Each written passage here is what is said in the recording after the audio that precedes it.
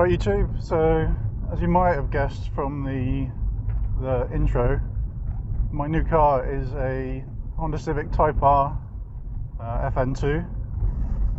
It's 2011 one, obviously in red.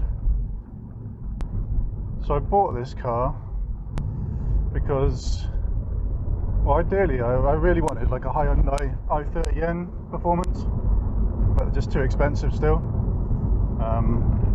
And basically I want to get my racing license at some point, and the series I want to race in is the hot hatch series at Castlecombe, so it's got to be naturally aspirated. So I was looking for a hot hatch which was quick, naturally aspirated, and reliable. So Honda Civic ticks all of them. So a lot of people can go blah blah blah, why didn't you buy the EP3?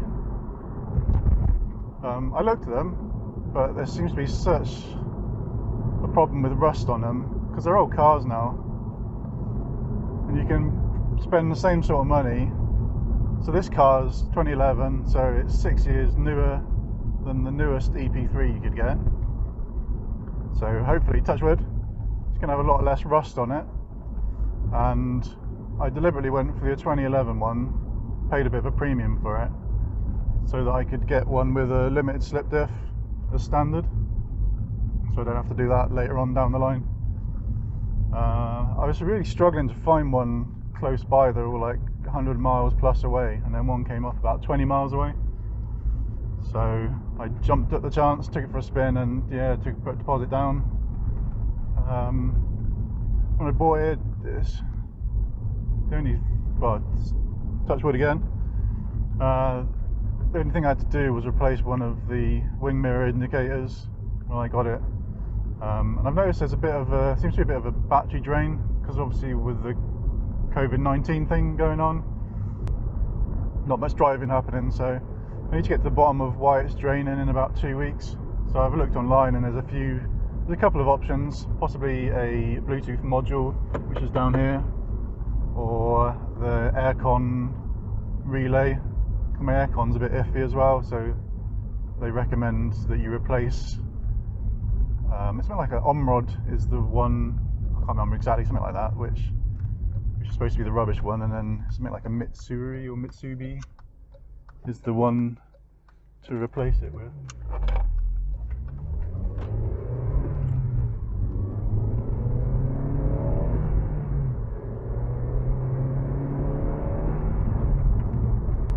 So the plans I've got for this car is all the usual stuff.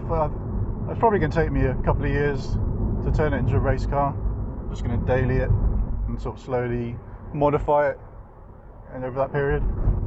So I want to get a remapped ECU. I've actually got one already. I just need to do just video some sort of second and third gear pulls, see how that improves it. Probably won't bother doing a 4.5 to 0 to 60 because they're so inconsistent, but probably wouldn't really show whether that remapped ECU would have helped or not. So we're doing the usual things: coilover, upgrading the brakes. What else we got? I think it's an FD2 oil pump upgrade, which frees up some power. I want to get a sump baffle as well. So I want to get an decent intake. I'm not sure about the inlet manifold. I'm not sure whether there's much to be gained on that. Same with throttle body. For the money, I'll get a new exhaust manifold. Probably racing cat back exhaust. And then there'll be like weight reduction, bucket seats, roll cage, all the good stuff. So I've given it a good service. There's a few little fiddly bits that I'm changing, like the oil pressure valve, I think it is, on the engine. I'm just going to replace that before it goes bad. It's a bit of preventative maintenance. I've done like all sort of the good stuff, like engine oil, filters, gearbox oil, brake fluid, clutch fluid. This isn't going to be a car review because I've not had it long enough to review it.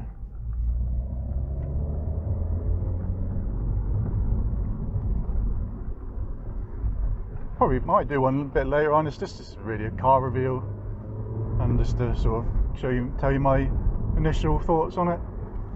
So it's quite a lot of pros. The LSD for one, I really feel it pull you around the corner. Unfortunately, I think because I bought this from a trader, and I think because the tyres were low, I think they just bought the shittest tyres they possibly can.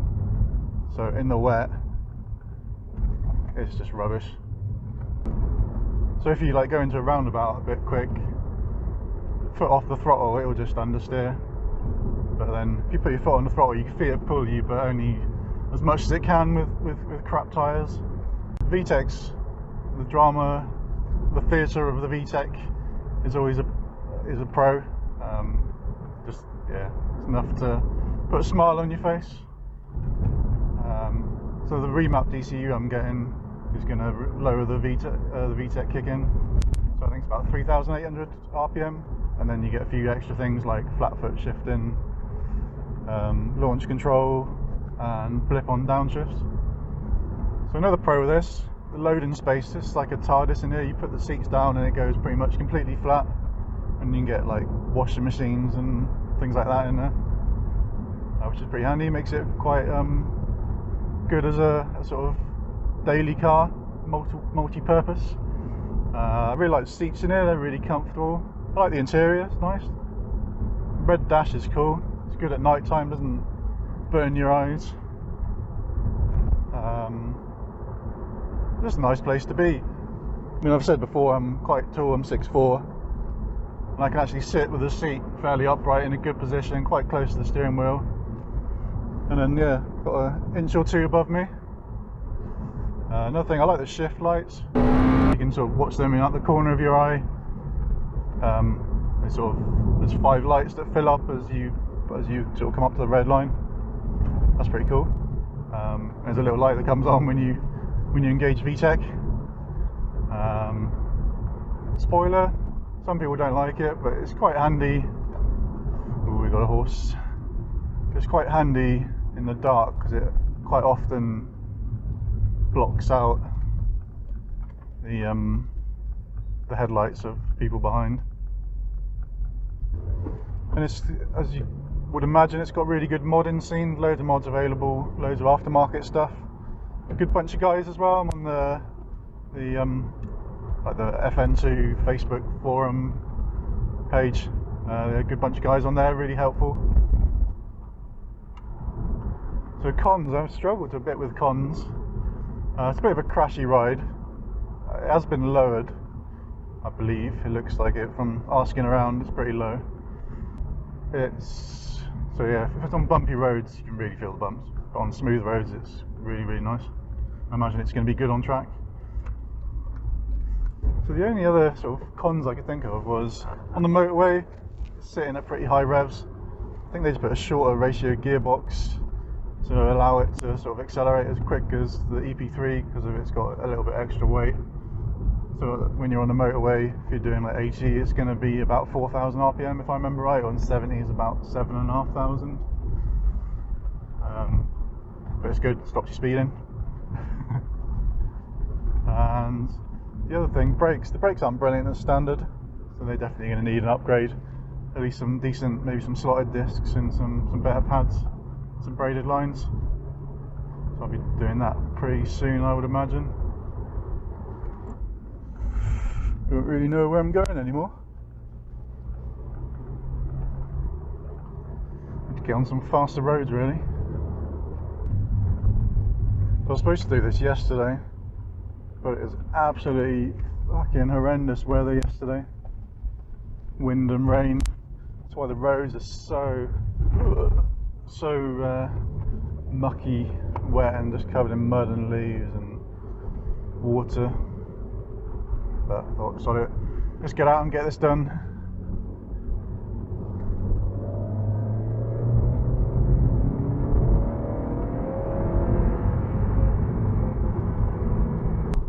Yeah, just keep an eye out for cyclists and horses and people walking and pheasants and fucking everything.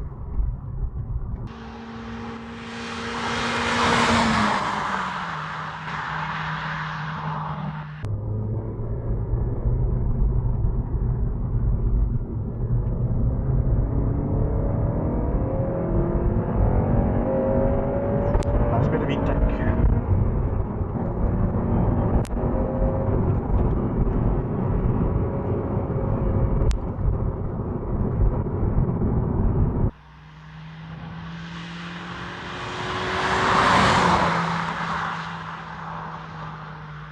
So a lot of people moan about the whole torsion beam setup on the rear. I mean, I can't really talk for the Type R's without LSDs, but obviously I've got one. It handles really nicely. It really drags itself around the corners. So maybe I haven't pushed it enough to be able to tell you. Maybe I haven't pushed it enough to tell you whether that torsion beam is a problem, but the way I've driven it, it handles like a dream.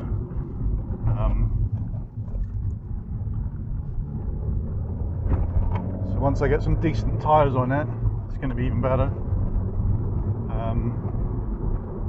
But yeah, so I can't really mark the torsion beam down as a con or anything, because I think it handles really well, but that is with a limited slip diff.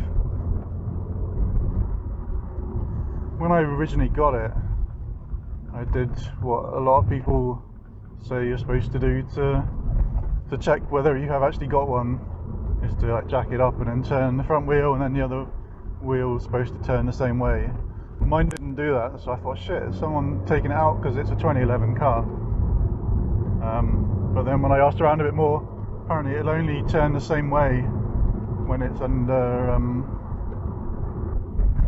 load, that's it.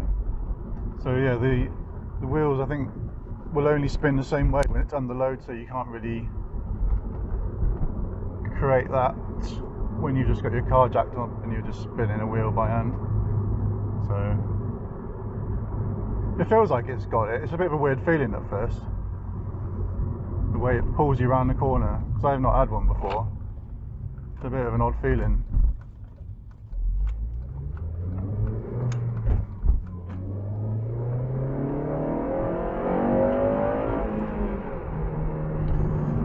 We can't even accelerate because we've got a bloody Range Rover in front of us.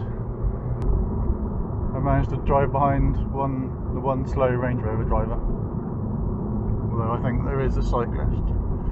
I'll let you off. Just gonna overtake on the corner. Yeah, well done, Range Rover.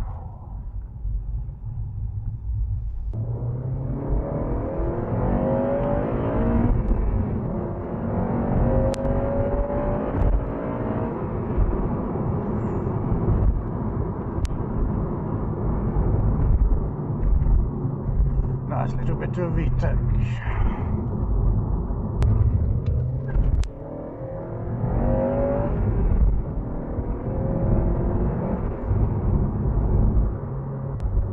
I've got to admit, I really love driving this car. It's great fun. There's something about a naturally aspirated car that you just rev the nuts off. I mean, I'm yet to own a turbocharged petrol car. But yeah, like I said before, because this is going to be turned into a race car, and I kind of forced induction cars in it, so it seemed like the logical choice to me. It's either that or going to be something like a Renault Clio, which I don't think they're the best for reliability. Possibly gearboxes, if I remember reading right.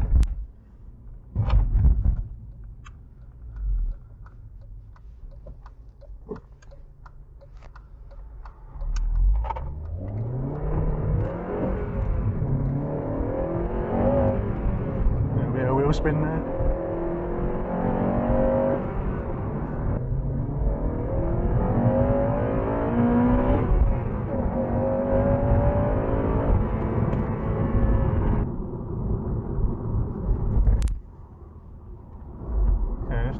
second gear pull. So I got a quarter of a tank. It's about 14 degrees. I'll start from about 1,500 RPM. Okay.